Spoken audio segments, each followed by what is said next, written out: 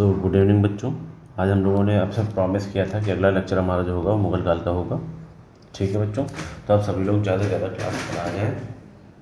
सभी लोग जल्दी से जल्दी मैक्सिमम टू मैक्सिमम क्लासेस पे आ जाएँ ताकि हम लोग अपना लेक्चर स्टार्ट कर दें। बच्चों, हमारा जो अगला लेक्चर है जिसे हम कहते हैं जिसे हम कह रहे हैं लेक्चर नंबर 5। बच्चों, इस बात का विशेष ध्यान रखो, हम लोग लेक्चर नंबर 5 स्टार्ट करने जा रहे हैं जो कि मुगल काल पे बेस्ड है। मुगल काल बेसिकली 1526 से 1707 जो काउंट किया जाता है वहाँ तक है। उसके बाद तो फिर 1707 से 1857 तक लगभग जो मुगल काल है वो उनकी झड़प भी अंग्रेजों से होती रही। ठीक है बच्चों, तो हमारा जो अब का लेक्चर है वो मुगल काल टाइम पीरियड हम लोग पढ़ेंगे। तो मुगल काल में सबसे पहला जो शासक आता है उसे हम जानते हैं बाबर के नाम से। क्या बच्चों? बाबर। तो बाबर के बारे में सभी लोग बच्चों ध्यान से सुने। बाबर के बारे में बच्चों सभी लोग ध्यान सुने। इनका जन्म स्थान क्या था? फरगना, जो कि आज कहाँ है? उज्बेकिस्तान, मध्य एशिया में। ठीक है, इनका जन्म हुआ था 1483 एडी में। इनकी दादी का नाम था दौलत एहसान बेगम और इन्हीं की सहायता से 1494 में यह फरगना का शासक बना था। ठीक है बच्चों, 1494 में अपनी दादी दौलत एहसान बेगम की सहायता से यह शासक बना। वह समरकंद को जीतना चाहता था। मतलब कौन? बाबर। 1504 में उसने काबुल अभियान किया। 1519 में भैरा व बाजौर पर आक्रमण किया। भैरा व बाजौर जो कि पाकिस्तान में, आज के पाकिस्तान में आक्रमण किया। यह भारत पर उसका प्रथम आक्रमण था। क्यों? क्योंकि उस समय पाकिस्तान तो डिवाइडेड था नहीं, वो भारत का ही हिस्सा था। तो यह भारत पर उसका प्रथम आक्रमण था। बाबर ने पहली बार भारत में बारूद का प्रयोग किया था। ठीक है बच्चों, कब? 1519 में भैरा व बाजौर पर आक्रमण के समय उसने पहली बार भारत में बारूद का प्रयोग किया था। 1526 पानीपत का प्रथम युद्ध, जो कि बहुत फेमस है। ठीक है बच्चों, 1526 पानीपत का प्रथम युद्ध। बाबर ने इस युद्ध में तोपखाने का प्रयोग किया। अली व मुस्तफ़ा इसके मेन तोपची थे। ठीक है, बाबर के मेन तोपची थे अली एंड मुस्तफ़ा। तुगलमा पद्धति यानी उस्मानी पद्धति का भी प्रयोग किया था इसने। फिर इस युद्ध के पश्चात बाबर ने कहा था काबुल की गरीबी और नहीं। मतलब अब उसका कहना था कि भारत की तरफ मैंने आक्रमण कर दिया, आगे बढ़ रहा हूँ, तो अब काबुल में गरीबी और नहीं बचेगी। क्यों? क्योंकि वो भारत से लूट कर काबुल में लेके जाना चाहता था। तो काबुल की गरीबी और नहीं। प्रत्येक काबुल वासी को शाहरुख नामक चांदी का सिक्का भी दिया इसने। इस कारण इसे कलंदर के नाम से भी जाना जाता है। जब इसने यहाँ से आक्रमण करके लौटा था तो इसने हर एक काबुल वासी को शाहरुख नाम का एक चांदी का सिक्का दिया, इसीलिए काबुल वासियों ने इसका नाम रखा कलंदर। फिर 1527 में खानवा का युद्ध, जो कि बाबर वर्सेस राणा सांगा। एक्चुअली इस युद्ध में जब युद्ध हुआ तो जब सेना युद्ध करने जा रही थी तो बाबर की सेना को तो पता नहीं था किसके साथ युद्ध, और राणा सांगा उस समय के बहुत खतरनाक वीर योद्धा थे। तो इसकी सेना ने युद्ध लड़ने से मना कर दिया था, बाबर की सेना ने, राणा सांगा का नाम सुनकर। तो इसी समय इसने एक बहुत प्रसिद्ध फेमस शब्द है जिहाद का नारा दिया था, और उसी जिहाद से इसने इस्लाम के प्रति अपना भाषण देकर अपनी सेना को मोटिवेट किया था। तब जाकर इसकी सेना युद्ध लड़ी थी राणा सांगा से। ठीक है बच्चों, अगला 1528 चंदेरी का युद्ध बाबर और मेदिनी राय के बीच में हुआ था। 1529 घाघरा का युद्ध बाबर और अफगान के बीच में हुआ था। 1530 में बाबर की मृत्यु हो जाती है। तो अगर आप बच्चों आप ध्यान से देखें, बाबर के जितने भी अभियान थे वो सीक्वेंस में 1526, 27, 28, 29 और 30 में मृत्यु हो गई। तो आप एक बात याद रखो, बाबर के जो फेमस अभियान है वो यहीं से चालू होते हैं। पानीपत का प्रथम युद्ध 1526। ठीक है बच्चों, 1526 पानीपत का प्रथम युद्ध। 1527 खानवा का युद्ध बाबर वर्सेस राणा सांगा। 1528 चंदेरी का युद्ध बाबर वर्सेस मेदिनी राय। 1529 घाघरा का युद्ध बाबर वर्सेस अफगान, और 1530 में बाबर की मृत्यु हो जाती है। अब अगला सबसे इम्पोर्टेंट पॉइंट है, बाबर की आत्मकथा है तुजुक ए बाबरी, जिसे को हम कहते हैं बाबरनामा। किस भाषा में लिखी गई है? चगताई तुर्क भाषा में। पायंदा खान ने इसका फारसी में अनुवाद भी किया। अब्दुल रहीम खान खाना ने अकबर के समय भी इसी बाबरनामा का फिर फारसी अनुवाद किया। आर्शकीन एवं लिडेन ने इसका अंग्रेजी में अनुवाद किया। पावेद दी कार्तले ने इसे फ्रांसीसी में अनुवाद किया। इसमें भारत की राजनीतिक, सामाजिक एवं धार्मिक स्थिति, आर्थिक एवं धार्मिक स्थिति का वर्णन है। बाबरनामा में 2 हिंदू राजाओं का भी उल्लेख है। कृष्णदेव राय इसे भारत का सबसे शक्तिशाली शासक बताता है। कौन? बाबरनामा। और राणा सांगा जो है, इनका बाबरनामा में इनके शौर्य की प्रशंसा की गई है। इसमें 5 मुस्लिम राज्यों का उल्लेख भी किया गया है, दिल्ली, बंगाल, गुजरात, मालवा एवं बहमनी। इसने 5 बाबरनामा में 5 मुस्लिम राज्यों का भी उल्लेख है, यानी दिल्ली, बंगाल, गुजरात, मालवा और बहमनी। भारत को कारीगरों का देश बताया गया है इसमें, ठीक है। भारत को आर्थिक रूप से काफ़ी समृद्ध भी बताया गया है, और इस बुक में कहा गया है कि फलों का राजा आम है। गंगा नदी का उल्लेख है। भारत में 3 अभिशाप हैं, लू, आंधी, गर्मी। फारसी चित्रकार बेहजाद के नाम का भी उल्लेख किया गया इसमें। तो बाबर के बाद अगले जो शासक होते हैं हुमायूं, ठीक है बच्चों। बाबर के बारे में आप लोगों ने पढ़ लिया, और बाबर ही नींव रखता है मुगल काल की भारत में। बाबर के बाद अगले शासक हैं हुमायूं। हुमायूं का शाब्दिक अर्थ होता है भाग्यशाली, लकी इंसान, है ना। हुमायूं ने अपना साम्राज्य भाइयों में डिवाइड कर रखा था, ये बात आप लोग याद रखना है। हुमायूं ने अपना साम्राज्य भाइयों में डिवाइड कर रखा था। इसके 3 भाई थे, कामरान, अस्करी और हिंदाल। कामरान को काबुल का राज्य सौंपा हुआ था, अस्करी को संभल और हिंदाल को मेवात का राज्य। 1532 में हुमायूं का पहला जो युद्ध हुआ वो हुआ दोहरिया का युद्ध। इसमें हुमायूं वर्सेस अफगानों का युद्ध हुआ और हुमायूं जीत गया। फिर चूनार का घेराव, शेर खां ने हुमायूं के साथ संधि कर ली जब उसने चूनार का घेराव किया। फिर गुजरात अभियान चला 1534 से 1535। हुमायूं ने गुजरात पर अधिकार कर लिया। इस अभियान में हुमायूं ने गुजरात पर अधिकार कर लिया बच्चों, ठीक है। बहादुर शाह ने पुर्तगालियों की सहायता से गुजरात को पुनः जीत लिया। कालांतर में पुर्तगालियों ने बहादुर शाह की हत्या भी की। अब एक बताओ, जब तुम पुर्तगालियों की सहायता लेकर राज्य कब्जा करोगे तो तुम्हारी ताकत तो वैसे ही नहीं बची, इसलिए बाद में पुर्तगालियों ने बाद के समय में जाकर बहादुर शाह की हत्या भी कर दी थी। अगला है चूनार अभियान 1537। शेर खान, जिसे शेरशाह सूरी हम लोग कहते हैं, तो शेर खान बंगाल की तरफ चला गया। शेर खान ने बंगाल को उजाड़ दिया। हुमायूं ने बंगाल को पुनः बसाया और उसका नाम रखा जनताबाद। शेर खान ने बंगाल को उजाड़ा था, हुमायूं ने बंगाल को पुनः बसाया और उसका नाम रखा जनताबाद। फिर अगला युद्ध हुआ 1539, चौसा का युद्ध। चौसा का युद्ध जो हुआ वो शेर खान वर्सेस हुमायूं हुआ। इस युद्ध में हुमायूं हार गया। हुमायूं ने कर्मनाशा नदी में छलांग लगा दी एवं निजाम सक्का बेस्ती की सहायता से अपनी जान बचाई थी इसने। हुमायूं नामा के अनुसार निजाम सक्का एक दिन का बादशाह बना एवं उसने चमड़े के सिक्के भी छुड़वाए। फिर अगला युद्ध 1540 में कन्नौज या बिलग्राम का युद्ध हुआ, जिसमें हुमायूं और शेरशाह सूरी के बीच में हुआ। वही शेर खान ही है जो शेरशाह सूरी बन जाता बाद में, उसी का नाम है। कन्नौज या बिलग्राम का युद्ध 1540 में होता है, हुमायूं वर्सेस शेरशाह सूरी। इस युद्ध में हुमायूं पराजित होता है और अमरकोट चला जाता है। अमरकोट में के राजा जो थे राणा वीर शाल के यहाँ हुमायूं को शरण मिलती है, और यहीं पर इसने मीर बाबा दोस्त हिंदाल के जो गुरु थे उनकी पुत्री थी हमीदा बानो बेगम, उससे विवाह किया, और हमीदा बानो बेगम से ही अकबर की प्राप्ति होती है इसको। 1545 हुमायूं ने फारस के शाह की सहायता से काबुल व कांधार को जीत लिया। फिर 1555 में मच्छीवाड़ा का युद्ध हुआ। हुमायूं ने नसीब खान व तातार खान यानी अफगान के सिकंदर सूर के 2 सेनापति को पराजित किया। 1555 सरहिंद का युद्ध, हुमायूं ने सिकंदर सूर को पराजित किया। 1556 दीन पनाह महल के शेर मंडल पुस्तकालय की सीढ़ियों से गिरकर हुमायूं की मृत्यु हुई थी। इसे किताब पढ़ने का बड़ा शौक था, तो ये दीन पनाह जो महल था उसमें जो लाइब्रेरी थी उसकी सीढ़ियों से गिर गया था, जिससे इसकी मृत्यु हो गई। हुमायूं के हमशक्ल मुल्ला शाह बेगसी को जनता के सामने प्रस्तुत किया जाता। प्रशासनिक कार्य तारदी बेगम ने संभाल रखा था। हुमायूं ने दिल्ली पर आक्रमण किया और एवं उसे जीत लिया। अगला आता है शेरशाह सूरी। ये मुगल काल का पार्ट नहीं है शेरशाह सूरी, लेकिन उस समय बड़ा फेमस रहा है मुगल काल में शेरशाह सूरी, क्योंकि इस बंदे ने बार बार हुमायूं को पराजित किया, तो इसलिए इसका उल्लेख यहाँ है शेरशाह सूरी का। शेरशाह सूरी के बचपन का नाम था फरीद। इसका जन्म हुआ था बजवाड़ा यानी होशियारपुर पंजाब में। इसकी शिक्षा इसने कहाँ से ली? जौनपुर से। क्यों? क्योंकि जौनपुर में इसके पिता जौनपुर के शासक के यहाँ सेवा में थे, इसलिए इसकी जो शिक्षा दीक्षा हुई कहाँ से हुई? जौनपुर से। सासाराम व ख्वासपुर में इसे जमींदारी मिली थी। इसके पिता को बेची गई तो इसने बाद में संभाली। शेरशाह ने प्रशासनिक अनुभव सासाराम एवं ख्वासपुर से ही प्राप्त किए थे। शेरशाह ने प्रशासनिक अनुभव सासाराम व ख्वासपुर से ही प्राप्त किए। शेर खां बंगाल के शासक बहार खान लोहानी या कई बुकों में नुहानी के पास सेवा में गया। बहार खां लोहानी ने इसे शेर खां की उपाधि दी थी, क्योंकि इसने अपने तलवार के एक वार से शेर की हत्या कर दी थी, इसलिए इसका नाम पड़ा था शेर खां।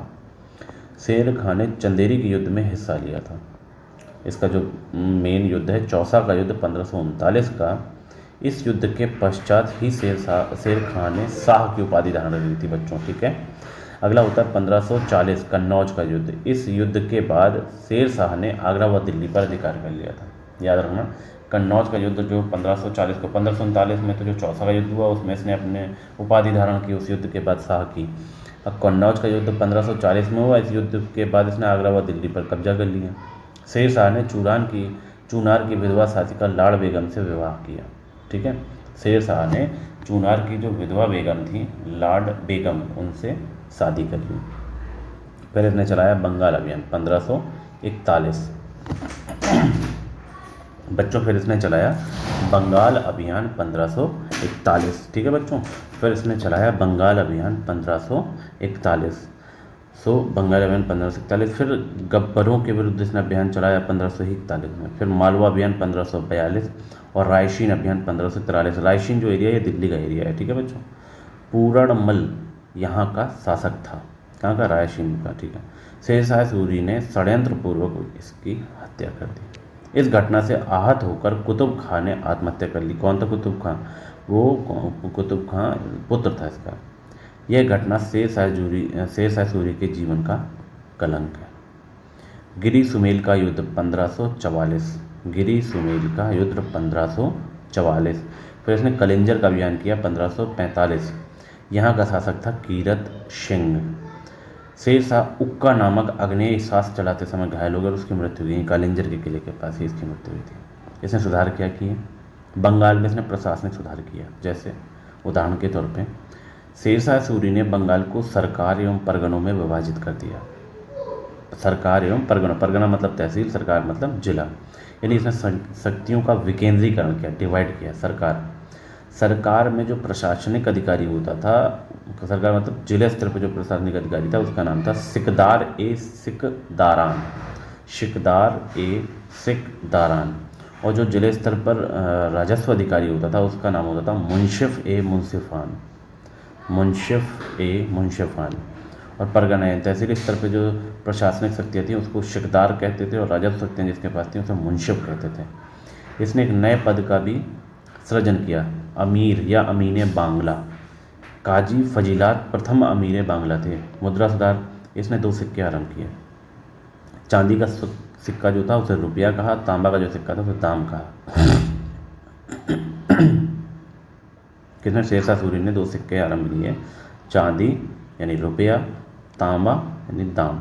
इसने 23 टकसालाएँ स्थापित कराई। टकसालाएँ मतलब क्या होती हैं? मुद्रा जहाँ पर छपती है उन्हें टकसाल कहते हैं हम लोग।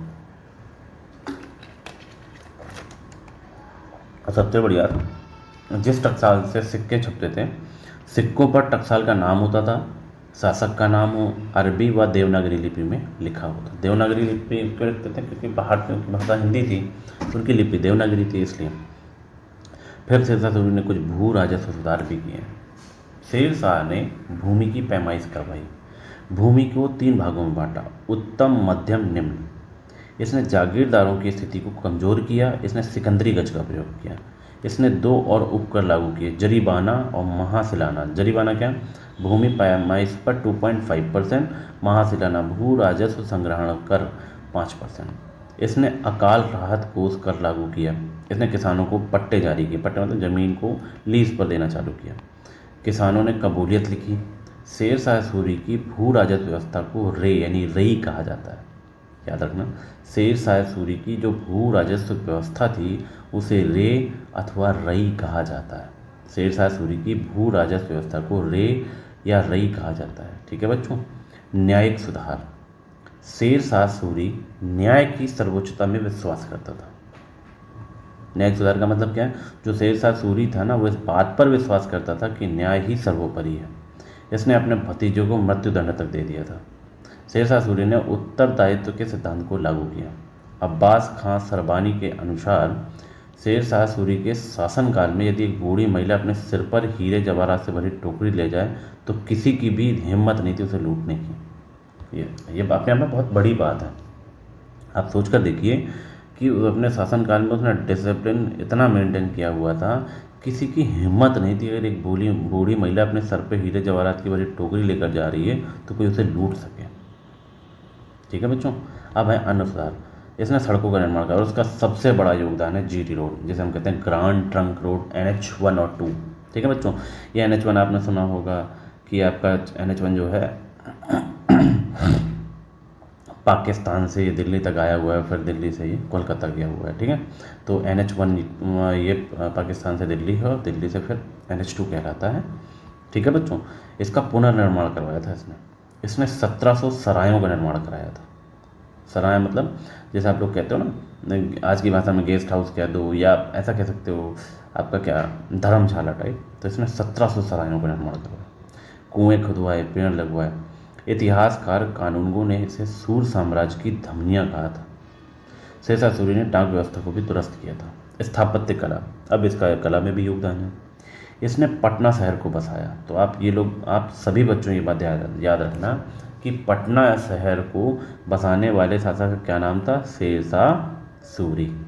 दिल्ली में किला ए कुहना मस्जिद का निर्माण करवाया। शेरशाह सूरी ने दिल्ली में किला ए कुहना मस्जिद का निर्माण करवाया। तीसरा, लाल दरवाजे का निर्माण कराया। फिर चौथा, रोहतासगढ़ किले का पुनः निर्माण करवाया। उत्तर पश्चिमी सीमा पर रोहतासगढ़ किले का निर्माण करवाया था इसने। शेरशाह सूरी का मकबरा कौन सा है? सासाराम। शेरशाह सूरी का मकबरा कौन है? सासाराम। अब विशेष पॉइंट, ये टोडरमल है, ये बाद में देखा होगा अकबर के दरबार में भी नवरत्नों में से टोडरमल साहब इसी के दरबार में थे। पद्मावत का लेखक जो था मलिक मोहम्मद जायसी, वो भी इसी के यहाँ था। अब्बास खां सरवानी इसके दरबार में था। पुस्तक अब्बास खान सरवानी लिखी है, तारीख़ शेर शाही और तोहफ़ा अकबर शाही, ये आप लोग याद रखिएगा। ठीक है बच्चों। तो ये बेसिकली आपके शेरशाह सूरी हैं। ठीक है बच्चों, ये बात आप सभी लोगों ने ध्यान से पढ़ ली। तो शेरशाह सूरी का जो निर्माण है स्थापत्य कला में काफ़ी अच्छा योगदान है। पटना शहर बनाया है, दिल्ली में किला ए कुहना मस्जिद का निर्माण करवाया है, लाल दरवाजे का निर्माण कराया, रोहतासगढ़ किले का निर्माण करा दिया। शेरशाह सूरी का मकबरा सासाराम में जो बना, सासाराम कहाँ है? बिहार में, वो भी इसी ने बनवाया। तो अगर आप ध्यान से देखें, देखो ये बंदा पंजाब में पैदा हुआ, शिक्षा दीक्षा इसने जौनपुर पे ली और सासाराम में इसका मकबरा है। ठीक है, आप देख सकते हो। और टोडरमल जो था इसका मेन इसके दरबार में था, जो अकबर का नवरत्न बना था। ठीक है बच्चों। पद्मावत के लेखक मलिक मोहम्मद जायसी, वो भी इसी के दरबार में थे। ठीक है। इसके बाद इस्लाम शाह सूर 1545 से 54 लगभग 9 वर्षों के लिए सत्ता पे आते हैं शेरशाह सूरी में। ये मानगढ़ के किलों का निर्माण करवाता है, मानकोट जिसे कहते हैं। कानूनों का संकलन भी इकट्ठा करवाया। इसकी मौत के बाद सूर साम्राज्य 5 भागों में डिवाइड हो गया। इस्लाम शाह सूर की मृत्यु के बाद सिकंदर सूर 1554 से 1555, सिकंदर शूर 1554 से 1555, लगभग 1 साल के लिए। हुमायूं ने इसे पराजित किया और दिल्ली को जीत लिया। अब आते हैं हेमू। ये रेवाड़ी के बाज़ार में नमक का दलाल था। ठीक है बच्चों। हेमू के बारे में आप क्या समझ रहे हो? ये रेवाड़ी के बाज़ार में नमक का दलाल था। आदिल था, यानी चूनार का ये सेनापति भी था। और सबसे बड़े ये आदिल था जो था ना, एक नर्तक था, एक डांस करने वाला था। हेमू ने लगातार 22 लड़ाइयाँ जीती थी। हेमू ने आगरा व दिल्ली तक पर अधिकार कर लिया था और हेमू ने ही विक्रमादित्य की उपाधि भी धारण की थी। यह दिल्ली का अंतिम हिंदू शासक था। सोच के देखो, एक बाजार में रहने वाला दलाल भारत का शासक बन जाता है और बताओ 22 लड़ाइयाँ लड़ता है, और कोई 22 लड़ाइयाँ तो लगातार जीतता है। और इसने अकेले दम पे आगरा और दिल्ली पर अधिकार कर लिया था अपना।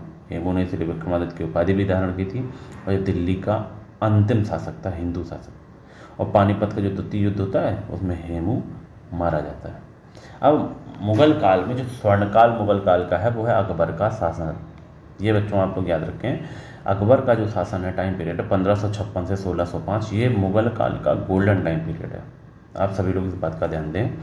ये जो अकबर का टाइम पीरियड है 1556 से 1605, गोल्डन टाइम पीरियड है मुग़ल काल का। अकबर का जन्म कब हुआ? 1542 में अमरकोट में। राणा, याद होगा, एक हिंदू शासक था जिसके यहाँ हुमायूं को शरण मिली थी और वहीं पर हुमायूं ने हिंदाल की गुरुपुत्री थी हमीदा बानो बेगम, उससे शादी करी थी। उससे जो पुत्र हुआ वो अकबर 1542 में अमरकोट में। अकबर को ये किला बहुत पसंद था, अमरकोट। बचपन का नाम था बदरुद्दीन, संरक्षक थे इसके मुनीम खां और दूसरे संरक्षक थे बैराम खां। राज्याभिषेक इसका कलानौर हरियाणा में हुआ। पानीपत का दूसरा युद्ध जो होता है 1556 में, वह अकबर वर्सेस हेमू होता है। अब अकबर मुगल शासन के भाई हेड थे, तो अकबर युद्ध लड़ने नहीं गया, अकबर बहुत छोटे थे उस समय। तो बैरम खान ने अकबर की तरफ से युद्ध किया हेमू से। अकबर ने गाजी की उपाधि भी धारण की 1560 तक। फिर उसके बाद इसने सारी शक्तियाँ बैरम खां के पास थीं और 1560 में ही बैरम खां का पतन होना चालू होता है। अकबर ने बैराम खां के सामने 3 प्रस्ताव रखे थे, या तो मालवा व चंदेरी की सूबेदारी ले लो, बादशाह के आंतरिक मामलों के प्रमुख बन जाओ, या फिर हज यात्रा में निकल जाओ। ठीक है, तो तलवाड़ा और या तिलवाड़ा का युद्ध जो है बैराम खां पराजित हुआ था और हज को चला गया था। पाक पाटन गुजरात में एक अफगान ने बैराम खां की हत्या कर दी। पाटन के फ़कीरों ने बैराम खां का अंतिम संस्कार किया था। 1560 से 62 पेटीकोट शासन या अतका खेल। पेटीकोट शासन का मतलब क्या है, जो अकबर की ताई जी थी उनका था। और सबसे बड़ी बात है, इस शासन काल में लेडीज़ों का ज़्यादा हरम क्या होता था, मुस्लिमों का जो एरिया होता था जहाँ पर सारी महिलाएं या नौकरानियाँ उनकी रहती थी, तो हरम कहते थे। हरम का बहुत हस्तक्षेप था। ठीक है, इसीलिए इसे पेटीकोट शासन भी कहते हैं, अतका खेल भी। अकबर पर हरम का प्रभाव बहुत था। अगर देखोगे तो इसमें 4 महिलाएं हैं जिनके ऊपर बहुत सुनता था उस समय। महाम अनंगा, जीजी अनगा, आदम खां, मुनीम खां, ये हरम की महिलाएं थीं। 1562 में अकबर ने आदम खां की हत्या करवा दी। मतलब ये 4 लोग थे, प्लस हरम की महिलाओं का बहुत हस्तक्षेप था अकबर के ऊपर। तो अकबर ने क्या किया, 1562 में आदम खां कोई नहीं था, महाअनगा का बेटा था, उसकी हत्या करवाई थी। इस सदमे से महाअनगा की भी मृत्यु हो गई। अब महाअनगा इसकी ताई जी थी। अकबर हरम के प्रभाव से यहीं से मुक्त हो जाता है, क्योंकि महाअनगा थी उनका हस्तक्षेप बहुत ज़्यादा था। जब उनके बेटे की इन्होंने हत्या करवा दी और उनका बेटा खुद शासक बनना चाहता था, तो अकबर के खिलाफ वो षड्यंत्र रचता रहता था। इस चक्कर में एक बार ये पकड़ गया, तो अकबर ने इसकी हत्या करवा दी। इसकी हत्या की वजह से इसकी जो माँ थी वो भी आहत हुई और उसकी भी मृत्यु हो गई। और यहीं से अकबर के ज़िंदगी से हरम का प्रभाव खत्म हो जाता है। आरंभिक इसमें सुधार भी किए। पहला सुधार 1562 में इसने किया, युद्ध बंदियों के धर्मांतरण पर रोक लगाई। मतलब जो लोग युद्ध हार जाते थे और युद्ध बंदी होते थे, ये मुगल काल में उनका धर्म परिवर्तन होता था, जिस पर इसने रोक लगा दी। दास प्रथा पर भी प्रतिबंध लगाया। 1563 में तीर्थ यात्रा कर को इसने समाप्त किया। 1564 में इसने जजिया कर को समाप्त किया। अब इसके कुछ प्रमुख अभियान। 1561 मालवा का, बाज बहादुर ने मालवा का वो था, अकबर के दरबार में आ गया और रानी रूपमती ने आत्महत्या कर ली। 1564 गोंडवाना अभियान महाराष्ट्र, रानी दुर्गावती ने मजबूती से मुगल सेना का सामना किया और अंत में लड़ती हुई मारी गई। और बाद में इसका पुत्र वीर नारायण वहाँ का शासक बना था। 1567-68 के बीच में चित्तौड़ अभियान चला महाराणा प्रताप के खिलाफ। महाराणा प्रताप इसमें पराजित इस युद्ध को कहा जाता है, बट यह अनिर्णित युद्ध था। फिर 1572 से 73 के बीच में गुजरात अभियान चलाया। अकबर ने गुजरात के शासक मुजफ्फर तृतीय को पराजित किया और गुजरात अभियान जीत के ही उपलक्ष्य में इसने बुलंद दरवाजे का निर्माण कराया था। और इतिहासकार स्मिथ ने गुजरात अभियान को विश्व का सबसे द्रुत गति से किया गया अभियान बताया था। और सीकरी का नाम फतेहपुर सीकरी भी कर दिया इसने। कैम्बे यानी खंभात की खाड़ी में अकबर ने पहली बार समुद्र देखा था। खंभात की खाड़ी में अकबर ने पहली बार समुद्र देखा। 1581 काबुल, अपने चचेरे भाई मिर्जा हकीम को पराजित किया एवं बख्तूनिशा को वहाँ का गवर्नर बनाया। 1586 में मान सिंह को वहाँ का गवर्नर नियुक्त कर दिया इसने। 1586 कश्मीर अभियान, बीरबल यूसुफ जाई कबीले से लड़ता हुआ मारा गया। जो बीरबल था वो यूसुफ जाई कबीले से लड़ता हुआ मारा गया। 1591 सिंध अभियान, 1592 उड़ीसा अभियान, 1595 कंधार एवं बलूचिस्तान, 1601 खानदेश। अकबर ने असीरगढ़ के किले को सोने की चाबियों से खोला था। भ्रष्टाचार इतना था वहाँ पर। यह अकबर का अंतिम अभियान था 1601 का। अकबर के नवरत्न ये बड़े फेमस हैं भाई, बहुत पूछे जाते हैं किसी न किसी एग्जाम में, तो आप लोग इनके नाम याद रखना बहुत ज़रूरी है। अकबर के नवरत्नों में पहले हैं तानसेन। तानसेन का वास्तविक नाम था रामतनु पांडे। ठीक है बच्चों, तानसेन का वास्तविक नाम था रामतनु पांडे। इनकी जो शिक्षा हुई है वो ग्वालियर संगीत शिक्षा विद्यालय से। पहले रीवा के राजा थे, रामचंद्र के दरबार में थे। इनके गुरु थे हरिदास जी, दूसरे गुरु थे इनके मोहम्मद गौस। इनसे प्रभावित होकर ही तानसेन ने इस्लाम धर्म अपनाया था। उपाधि इनकी थी कंठाभरण वाली विलास, इनकी उपाधि थी क्योंकि बहुत अच्छा गाते थे। तानसेन ने ध्रुपद गायकी का विकास किया, नई राग एवं रागिनियाँ बनाई। जैसे नए राग क्या थे? मियाँ का मल्हार, मियाँ की टोहड़ी, मियाँ की सारंग, दरबारी कान्हड़ा। तो ये सब राग किसने बनाया? तानसेन ने। और तानसेन का मकबरा कहाँ बना है? ग्वालियर में। फिर दूसरे नवरत्न थे बीरबल, इनका वास्तविक नाम था महेश दास, उपाधि राजा, राजा की उपाधि दी गई थी। और 1583 में न्याय विभाग का इन्हें प्रमुख बनाया गया था। फिर तीसरे नवरत्न थे अबुल फजल, इनके पिता थे शेख मुबारक, बड़ा भाई था फैजी और इनका जन्म स्थान था नागौर। और अबुल फजल लिखने में बहुत अच्छे थे, इसलिए इनको दरबार में नवरत्न घोषित किया। पुस्तक इन्होंने अकबरनामा प्रथम, अकबरनामा द्वितीय, आईने अकबरी ये लिखी हैं। 1602 जहांगीर के कहने पर वीर सिंह बुंदेला ने इसकी हत्या कर दी थी, अकबर के बेटे के कहने पर। फिर आए फैजी, फैजी का जन्म स्थान है नागौर। अगर आप ध्यान से देखें तो नागौर में ही जन्म स्थान किसका? अबुल फजल का है, और में ही जन्म स्थान फैजी का है। उपाधि राजकवि की थी।